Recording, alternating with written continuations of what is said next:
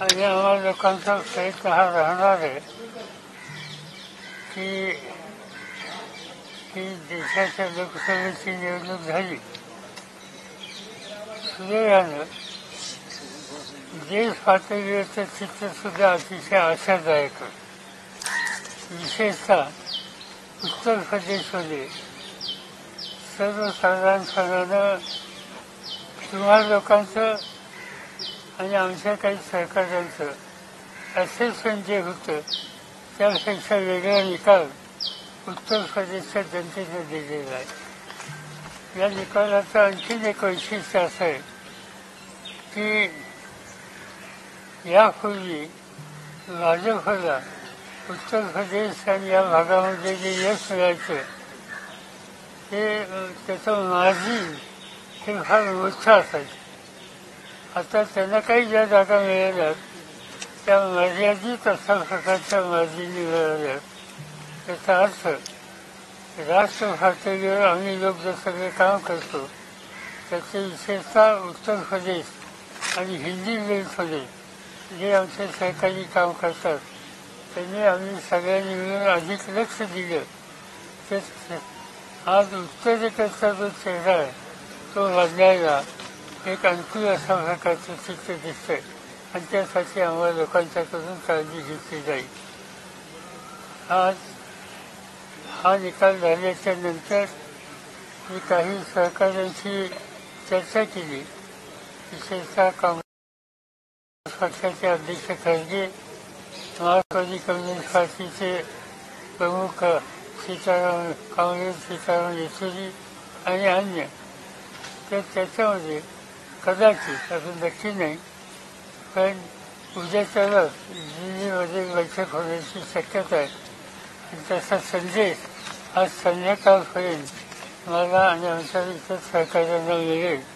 ते असेल तर उद्याच्या बैठकीला आम्ही तातडीने जाऊ आणि एकंदर पुढचे धोरण पुढची नीती ही सामूहिकपणानं चर्चा करून ठरवू एवढंच या ठिकाणी मला सांगायचं. आज या निवडणुकीमध्ये अनेक गोष्टी चांगल्या घडलेल्या आहेत. राष्ट्रवादी काँग्रेस पक्षानं जयंत पाटलांच्या नेतृत्वाखाली आम्ही जागा मर्यादित लढवल्या. सगळ्या मिळून आम्ही 10 जागा लढवल्या. पण त्याच्यामध्ये असं दिसतंय की 7 जागेवर अंतिम काही त्याचं पूर्ण काउंटिंग झालेलं नाही पण 7 जागेवरच्यावर आज आम्ही पुढे आहोत. 7 जागेंच्यावर आज आम्ही पुढे आहोत.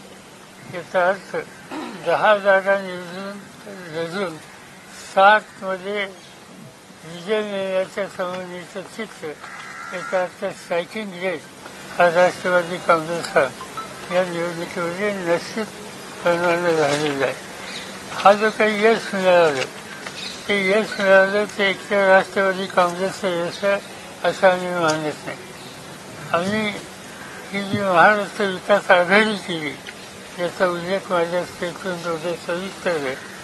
त्या आघाडीच्या वतीनं आणि विशेषतः काँग्रेस पक्ष आणि उद्धव ठाकरेंच्या नेतृत्वाखालची शिवसेना आणि आमचे सहकारी या सगळ्यांनी एकत्रित जीवाभावाच्या वतीनं काम करण्याची भूमिका घेतली आणि त्यामुळेच हे यश जसं आम्हाला मिळालं राष्ट्रवादीला तसं काँग्रेसलाही मिळालं आणि उद्धव ठाकरेंच्या नेतृत्वाखालच्या पक्षाला सुद्धा मिळालं. आणि या जे मी सुरुवातीला सांगितलं की परिवर्तनाचं वातावरण आहे आणि आम्ही तिघही एकत्रित राहून उद्याच्या काळामध्ये आमची धोरणं ठरवू आणि महाराष्ट्राच्या जनतेची सेवा करण्याची खबरदारी घेऊ एवढंच या ठिकाणी मला सांगायचं आहे. उद्याची बैठक ही दिल्लीला आज संध्याकाळी करेल ठरेल आणि ती झाली तर त्या बैठकीला माझी उपस्थिती असेल. आज काही टीव्हीवर बातमी आहे किंवा मी चंद्रबाबूंशी बोललो आणखीन कुणाशी बोललो त्याच्यात काही तथ्य नाही. जे काही कुणाशी बोलले नाही बोलणं माझं झालं असेल तर ते काँग्रेस अध्यक्ष आणि काँग्रेस येथूनही यांच्याशी झालं, बाकी कुणाच्या संबंधित नाही. या चर्चा करणं इतरांशी याबद्दलचं धोरण हे राष्ट्रीय पातळीवरचे आमचे सगळे सहकारी आहेत त्यांच्याशी विचार विनिमय करून केलं जाईल. सर, सगळे म्हणतात की तुमचं वय झालं आहे. या ठिकाणी हे सिद्ध झालं आहे की टायगर बुडा हुआ तो क्या हुआ लेकिन जिंदा है. सर हिंदीमध्ये प्लीज ब्रीफ कराल सगळं. सर त्याच्यावर उत्तर. सर एक उत्तर. सर एक उत्तर.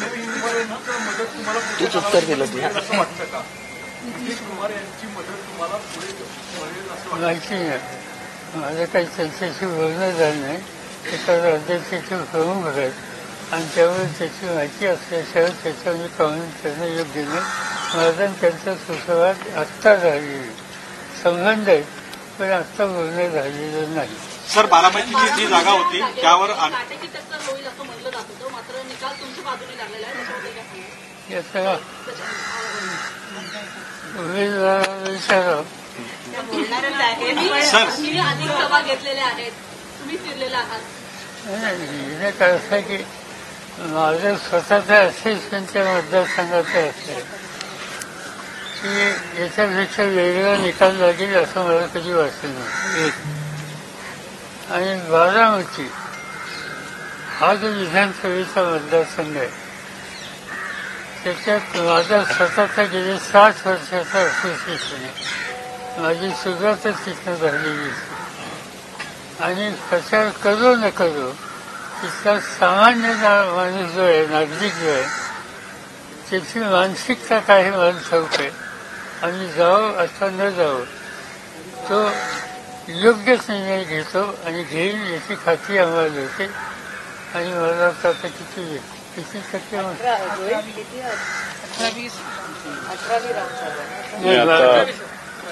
16वी राऊंड पब्लिश झाली. नाही, त्याच्या आधी बारामती विधानसभेत कसं मतदान झालं. 10व्या राऊंडला 22,000 होता. आता 35,000च्या पुढे लीड असेल बारामती विधानसभा. एका विधानसभेमध्ये 35,000च्या पुढे आत्ता लीड असेल.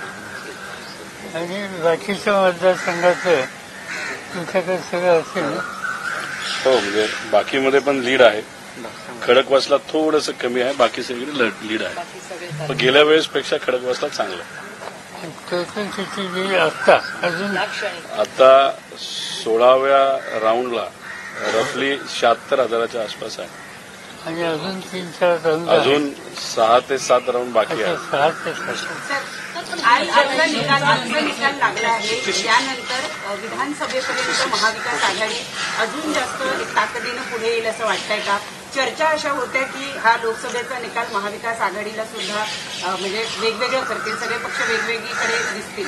तुम्हाला काय वाटतं? पक्की झाली अजून? आमची साधारणचा जो विचार विनिमय होतोय झालाय त्याच्यामध्ये महाराष्ट्र ही विकास आघाडी जी आहे त्या विकास आघाडीच्या वतीनं आम्ही सामूहिक कष्ट करू, प्रयत्न करू, लोकांच्यात जाऊ आणि उद्याचं महाराष्ट्राच्या विधानसभेचं चित्र बदलायला जे आमचे प्रयत्न चालूच आहेत त्याला हा निकाल आम्हाला अधिक प्रेरणा देणार आहे आणि म्हणून हे काम आम्ही चालू ठेवू.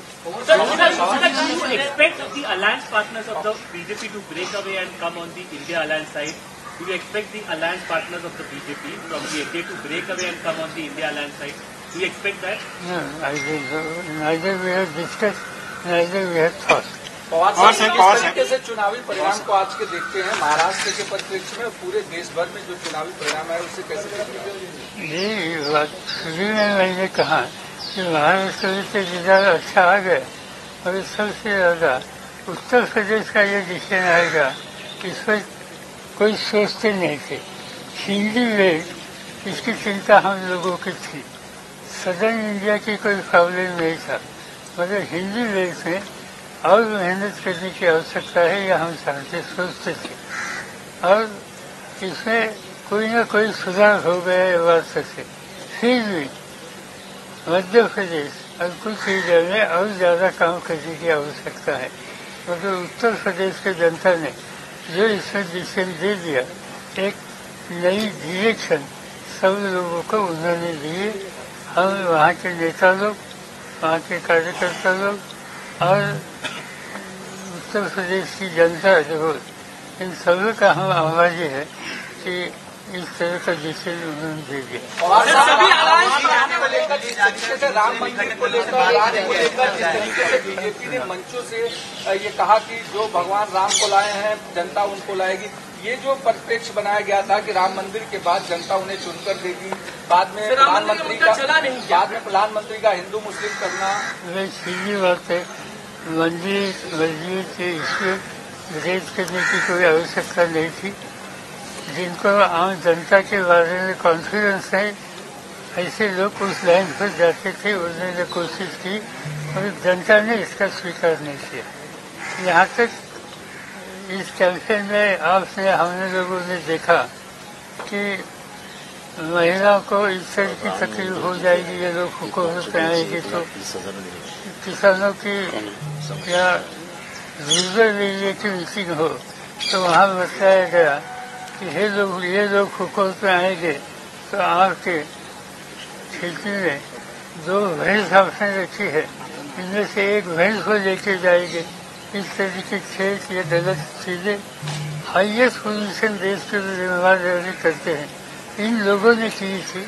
ये बात बिल्कुल अच्छी नहीं थी, मगर हमारा विश्वास था कि आम जनता इस तरह की कैंपेन, इस तरह की लाइन, इस तरह का प्रोपेगेंडा इसका स्वीकार कभी नहीं करेगी। और इसका अच्छा जवाब उत्तर प्रदेश के मुख्यमंत्री हो, अखिलेश जी या उनके बाकी साथी लोगों ने ठीक तरह से दिया। और जो कुछ बातें कही गई इसका स्वीकार जनता ने किया नहीं। ये निर्णय जो आ रहा है इससे साफ होता है। सर, साताराची जागा पवार साहेब, साताराची जागा तुम्ही खेचून आणण्याचा प्रयत्न केला पवार साहेब, पवार साहेब How you react to this, and particularly the fight of Baramati, we should know about overall your... It's too early. We have to wait for another day or two. Then correct picture will come. Then we will sit in Delhi and discuss with our colleagues. Then I will be able to tell what exactly it is. Pawar साहेब, सातारा अभी आप लोगों की बातचीत हुई है क्या, और आने वाले समय में आपको लगता है इनसे बात करने के लिए अलायंस पार्टनर और सरकार फॉर्म करना है तो उनको साथ में रहने की जरूरत होगी? बातचीत हुई नहीं, बातचीत करने की उम्मीद है।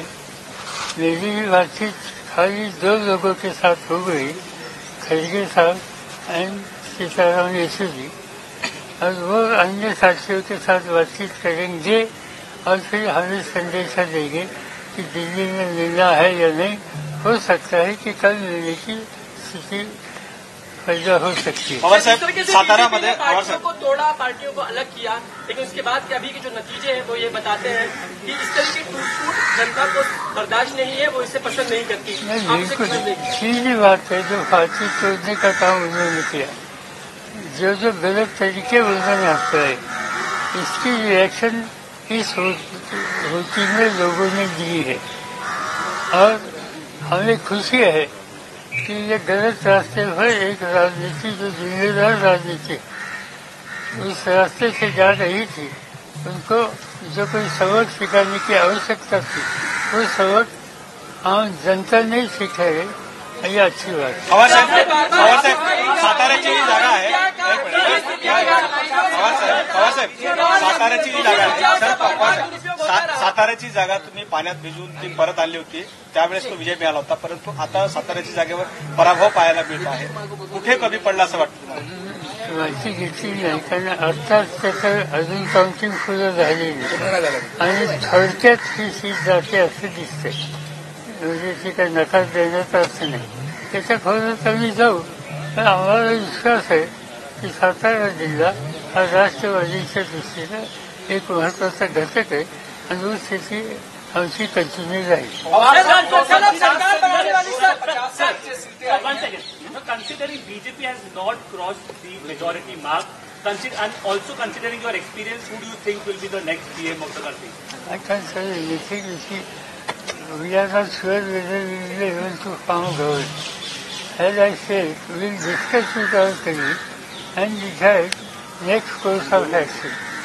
Sir, India महायुतीचे नेत्यांकडून आता प्रतिक्रिया अशी येते जातीय तेढ आणि जातीय ध्रुवीकरण हा महाविकास आघाडीचा फायदा झालेला आहे असं खरंच आपल्याला का जरांगे पाटील मोठा इम्पॅक्ट झाला का? कारण की मराठवाडा आणि विदर्भामध्ये फार मोठ्या प्रमाणामध्ये याचा प्रश्न दिसतोय. असं की लोकांनी त्यांना दूर केलेलं, आता ते दूर केल्याच्या नंतर कुठेतरी त्याची कारणमीमांसा करून डायव्हर्ट करण्याच्या संबंधीचा विचार आहे. त्याच्यात काही तथ्य नाही. हा निकाल महाराष्ट्रातल्या जनतेनं विचारपूर्वक घेतलेला आहे. तिथं बदलाची आवश्यकता आहे, परिवर्तनाची आवश्यकता आहे. गेले 10 वर्षाचं राज्य त्या लोकांनी मधल्या 20 वर्ष सोडली ते जनतेने पाहिलेलं आहे आणि त्याला स्वतःच अशा प्रकारचा निकाल हा लोकांनी घेतला.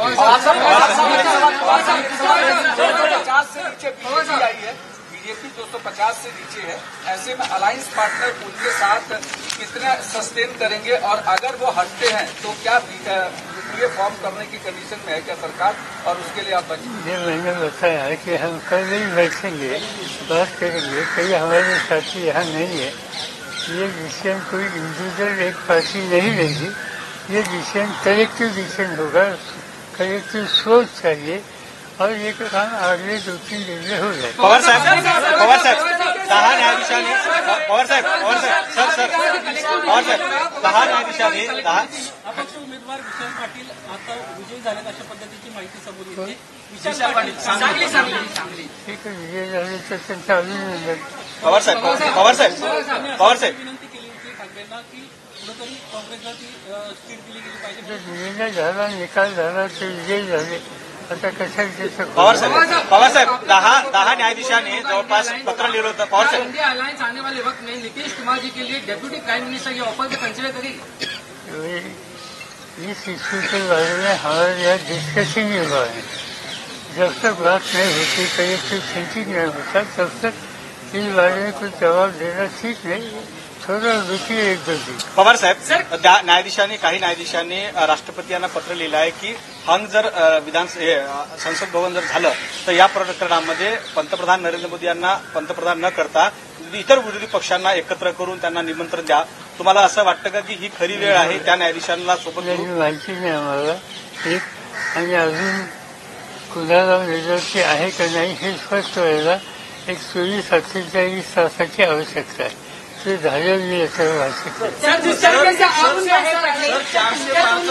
कुठून बाहेर पडले त्यांना या निकालानं धडा मिळाला असं वाटतं तुम्हाला? तर ते विचार करतील. याच्यातून हा जो निकाल आहे तो बऱ्याच जणांना विचार करायला लावा लागेल. अनेक गोष्टी आहेत ते सांगते. आता आजच सांगा वगैरे, पण शहाण्याला एकंदर लोकांची मानसिकता काय हे समजेल आणि त्याच्यातून शहाणपणा हा सुचून कदाचित काही वेगळा विचार करतील, माहिती नाही.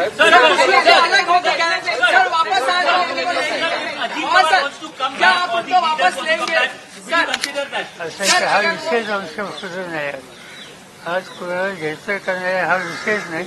त्याची चर्चा करायचं कारण नाही, तो आमचा अजेंडा नाही.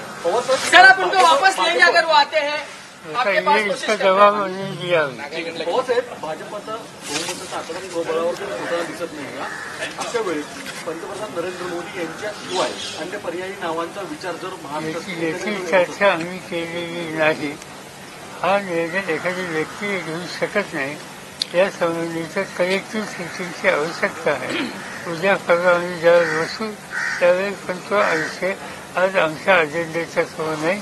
Thank you very much.